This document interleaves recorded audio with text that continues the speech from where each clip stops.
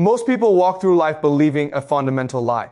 It is a lie that is whispered in schools, reinforced at dinner tables, and broadcast across every media channel. The lie is simple. Wealth is about earning more money. We are told that if we just work harder, if we just grind longer, if we just get that next promotion or that slightly better hourly wage, we will eventually cross the threshold into financial freedom. But they are wrong. You are wrong. There is a hidden game being played right in front of our eyes. It is a game with invisible rules, a game that the wealthy understand intuitively, and a game that keeps the majority of the population trapped in a cycle of perpetual struggle. Until you see this game, until you truly understand the mechanics of the board you are standing on, no amount of strategy, no amount of savings tips, and no amount of hard work will ever make you truly wealthy. You need to watch this carefully. You need to listen with an open mind, because we are going to dismantle the system that keeps most people poor. We are going to expose the machinery of poverty and the architecture of wealth. And most importantly, we are going to look at how understanding these hidden rules changes absolutely everything. Today, we are not just talking about money. We are looking at the fundamental question of wealth. Why do people with limited resources misunderstand what wealth actually is? And why does this specific misunderstanding act as a cage, keeping them constrained regardless of their effort? We have spent a long time researching this. We have looked at the data, the sociology, and the psychology of money. And what we have found is that those who truly understand wealth do so for very specific structural reasons. And those who don't, they often believe they understand it. They think they know how money works.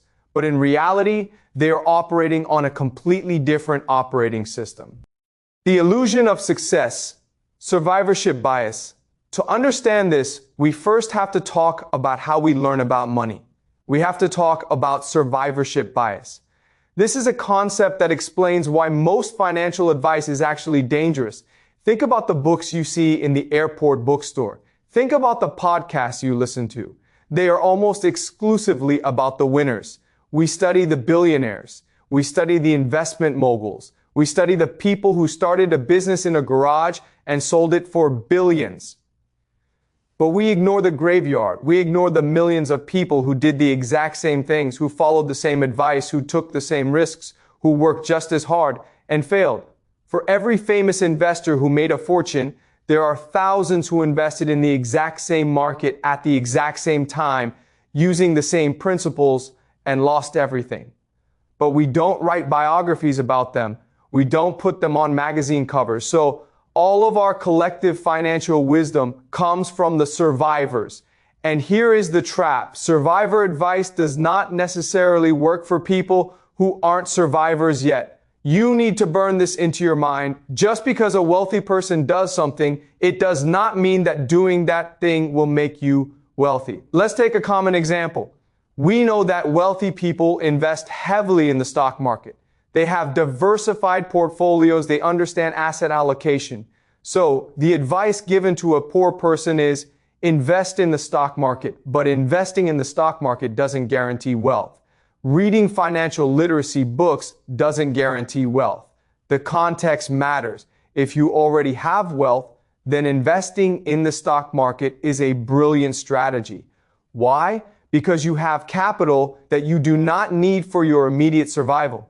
You have money that can sit there untouched for 10 or 20 years. If you are wealthy, you become intimate with the concept of compound growth because you have the luxury of time.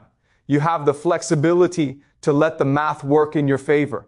But if you need that money to pay rent next week, the stock market isn't an investment vehicle. It's a gambling machine. So what is the difference?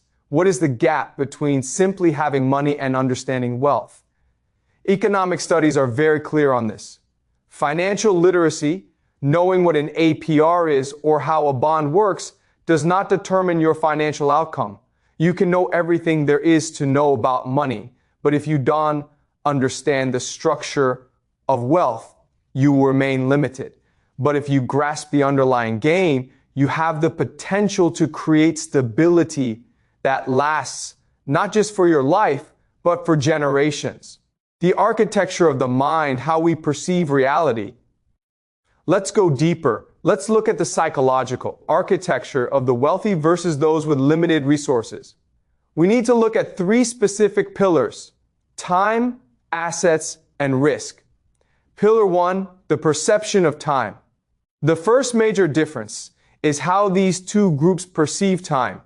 People with limited resources are forced to live in the now. For them, wealth is about liquidity. It's about having cash in hand today. If a person struggling to get by suddenly sees $10,000 in their bank account, they feel rich. That money represents immediate relief. It represents the ability to solve today's problems. But if a wealthy person has $10,000 sitting in a checking account, they see it as a failure. They see it as dead capital. To them, it is almost nothing because it isn't doing anything. The poor think in terms of hours, days, weeks, and maybe months. Can I pay rent this month?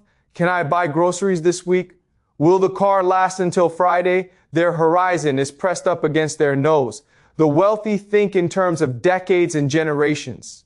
They aren't asking, can I buy groceries? They are asking, will this asset provide income for my grandchildren?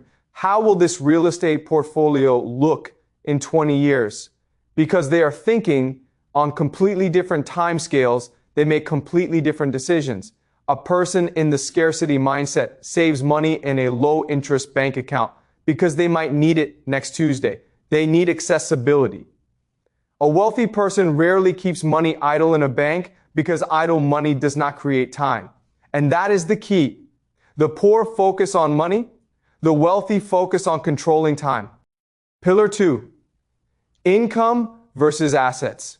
The second difference is the confusion between income and assets. This is the trap that catches the middle class. Most people believe that a high salary equals wealth. They see a doctor earning $300,000 a year and they think that person is rich. But a wealthy person looks at that doctor and sees a high income worker. They do not see wealth. Why? Because if the doctor stops working, the money stops flowing. The doctor is on a hamster wheel, a very expensive, gold-plated hamster wheel, but a hamster wheel nonetheless. Their lifestyle is entirely dependent on their active labor. Compare this to a landlord who owns a portfolio of humble rental properties generating $100,000 a year. The landlord earns significantly less than the doctor on paper, but the landlord is wealthier. Why? Because the properties generate that income whether the landlord gets out of bed or not. The poor and the middle class focus on earning income. They want a raise, they want overtime. The wealthy focus on ownership and equity. They want assets. They want to acquire things that generate value independently of their time. The poor work for money. The wealthy build systems that make money work for them. This is why when you tell someone with limited resources to invest, they often recoil. To them, putting money into an asset feels like losing money. It feels like that cash is gone. But to a wealthy person, investing feels like planting a seed. They know the fruit is coming later. Pillar 3, the perception of risk. The third pillar is risk. This is where the divide becomes a chasm. People with limited resources are taught that a job is safe and a business is risky. A steady paycheck is the ultimate security. Wealthy people view this as backward. They see dependence on a single income source, a job that can be taken away by a bad boss or a market downturn, as the ultimate risk. They view multiple income streams, even if they are variable, as the only true safety. Imagine a person earning $50,000 a year. They hate their job. It drains them. But they stay because quitting seems like jumping off a cliff. It seems too dangerous. A wealthy person looks at that same situation and thinks, one income source, that is terrifying. I am entirely exposed. I need to diversify immediately to protect myself. The poor optimize for stability within scarcity. They are trying not to lose. The wealthy embrace calculated risk because they have a safety net. They are playing to win. This is why advice like start a business or invest in yourself sounds insane to people who don't have a financial cushion. If you miss a paycheck and you're homeless, you don't take risks. You survive. The myth of delayed gratification now. we have to address a very popular, very damaging myth: delayed gratification. We are told constantly that wealthy people are just better at waiting. We are told they have more willpower, they can resist the marshmallow test. But think about this carefully. People with limited resources delay gratification every single day of their lives. They skip meals to feed their kids. They wear old clothes until they fall apart. They rarely go on vacation. They work through sickness. Their entire existence is an exercise in delaying gratification. But here is the difference. They delay gratification without the certainty of a reward. They sacrifice today just to survive tomorrow. Wealthy people delay gratification, yes, but they do it knowing the reward is mathematically guaranteed. They invest today because they know the compound interest will pay off. They delay buying the sports car today so they can buy the dealership tomorrow. The difference isn't willpower. The difference is certainty. A poor person buying a small luxury, a nice meal, a new pair of shoes, is acting rationally. They are grabbing a moment of joy in a life of uncertainty. Avoiding that joy doesn't guarantee them a mansion in 10 years. So why wait? The core concept: subtraction versus multiplication. All of these differences, time, assets, risk, gratification, point to one singular overarching reality. People with limited resources and wealthy individuals are playing two entirely different economic games.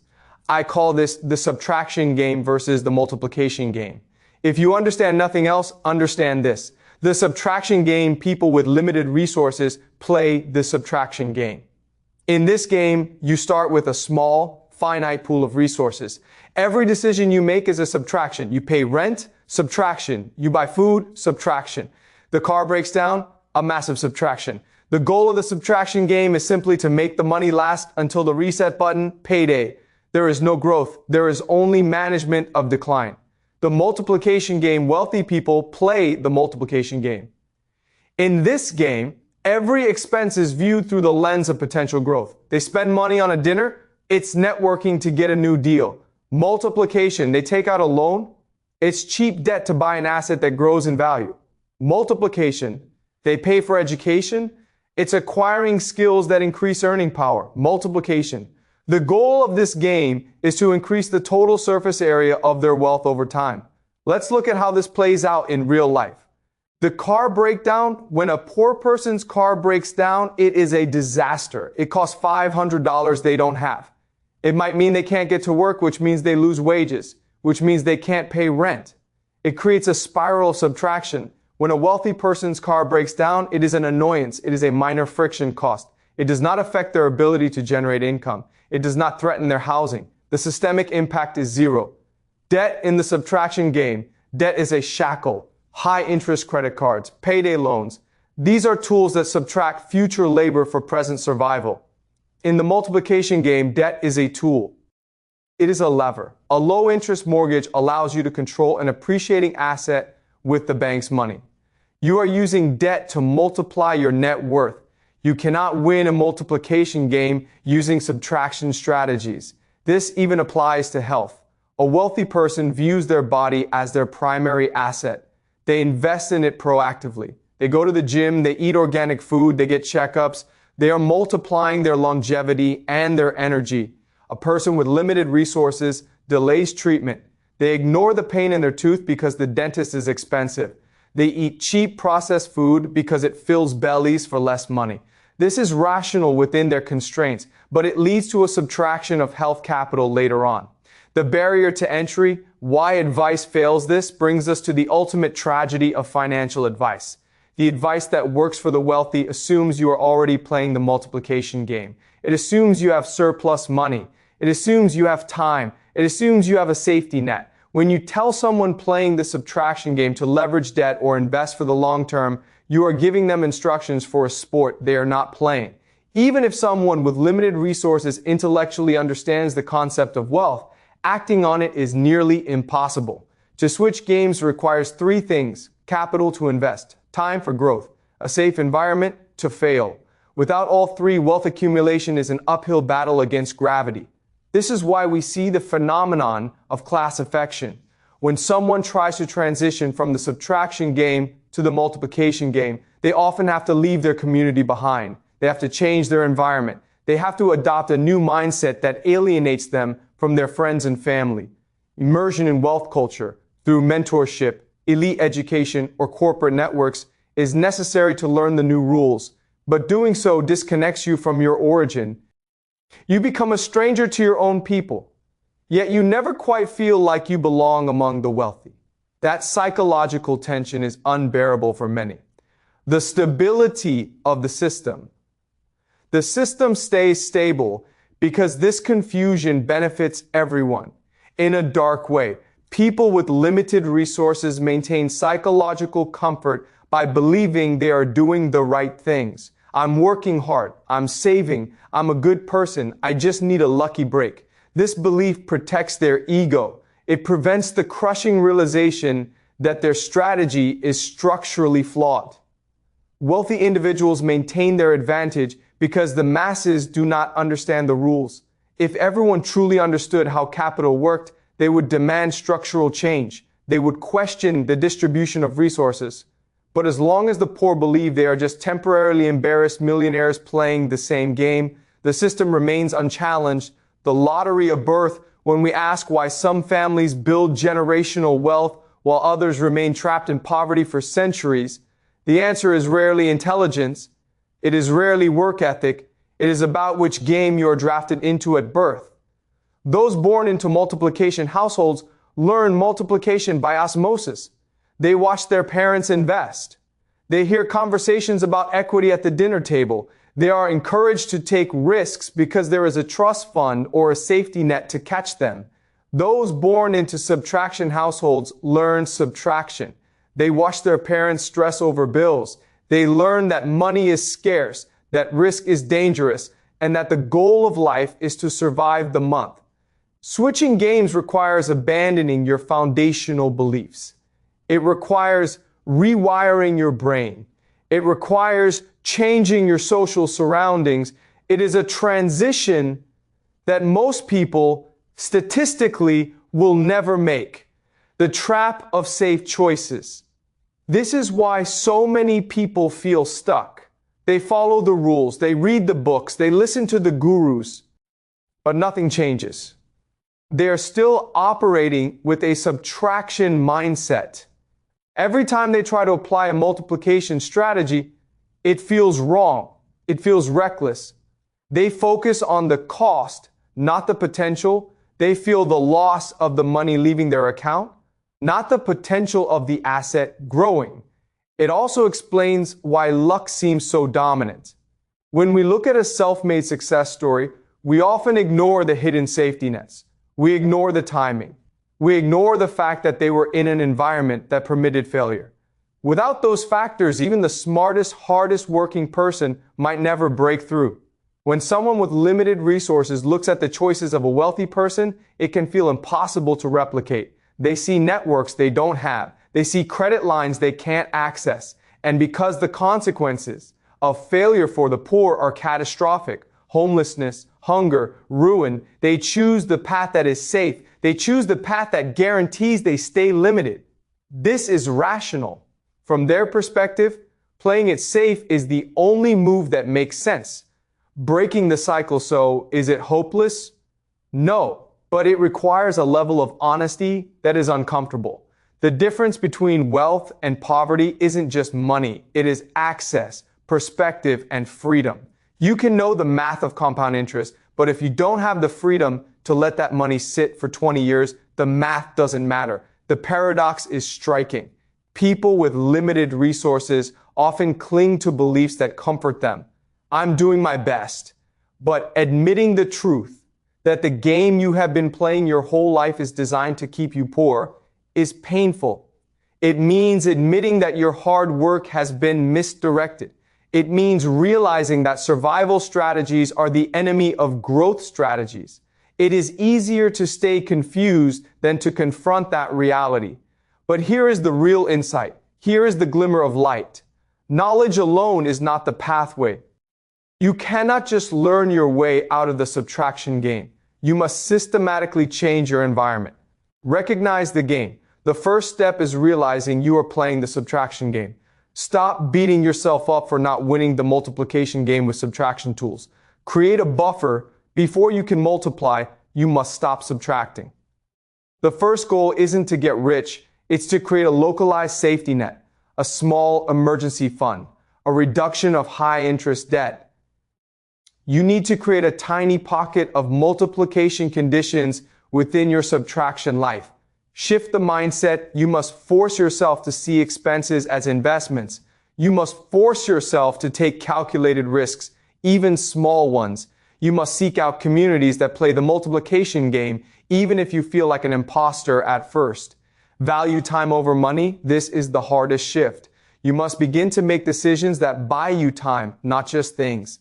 Conclusion, the revolutionary act. Most people do not fail because they are lazy. They do not fail because they are stupid. They fail because they are using subtraction strategies in a multiplication world. They are trying to survive when the rules reward those who multiply. Understanding this is revolutionary. It stops the shame spiral. It stops the feeling of personal inadequacy. It forces you to question everything you have been taught. It forces you to look at your parents' advice, your teacher's advice, and your friend's advice and ask, is this advice for survival or is it for growth? For a few of you, this realization offers the possibility of changing the trajectory, not just for yourself, but for your children. If you can stop teaching them subtraction and start teaching them multiplication, even if you have very little money to start with, you change their destiny. You cannot win a game if you do not understand the rules, and you cannot change your life if you do not recognize which game you are playing. Awareness is the first step. Strategy is the second. Action is the third. The question is not whether you can get rich. The question is, will you learn to play the right game?